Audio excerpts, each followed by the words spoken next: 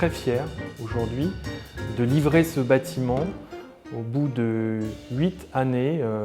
Donc on a hérité tout à la fois d'un travail qui est celui de l'architecte urbaniste, l'atelier Yves Lion, pour reconquérir ces territoires, les réconcilier avec la ville, tout en essayant de limiter l'étalement urbain. Et notre travail a consisté à faire en sorte que la densité perçue soit bien moins importante que la densité réelle. Donc on s'est emparé de cette barre verticale et notre première ambition a été de travailler sa morphologie, de passer de la barre à la tour. Et cette barre, elle s'est refragmentée en 3 volumes, avec 3 tours, côte à côte, adossées les unes aux autres. La plus petite, côté rue de Champérac, traitée tout en béton blanc, monolithique, coulé en place, une espèce de béton brut, et plus urbaine. Et puis à l'opposé, face à la mer, on a quelque chose de beaucoup plus pittoresque, de plus ouvert sur le paysage. Le bâtiment central, qui est un rôle de pivot, lui est traité avec une trame qui va mettre en place un balcon filant.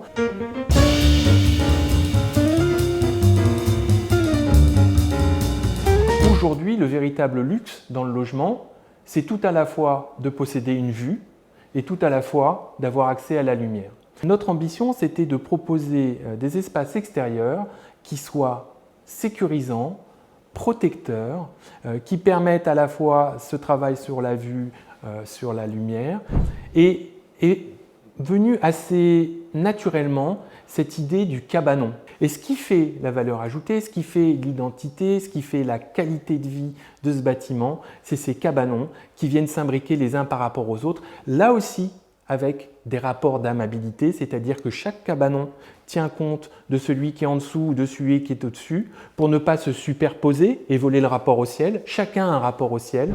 Au final, cette architecture, elle s'insère dans un paysage, mais elle fabrique aussi un paysage. Et il y a une interaction très forte entre l'acte de bâtir et cette responsabilité qui est la nôtre en tant qu'architecte de venir enrichir, agrémenter le paysage existant en le bonifiant. L'aménageur, les collectivités, le promoteur, l'architecte, les entreprises ont créé une synergie d'ensemble, une dynamique qui profite au projet et qui permet de faire des constructions exceptionnelles.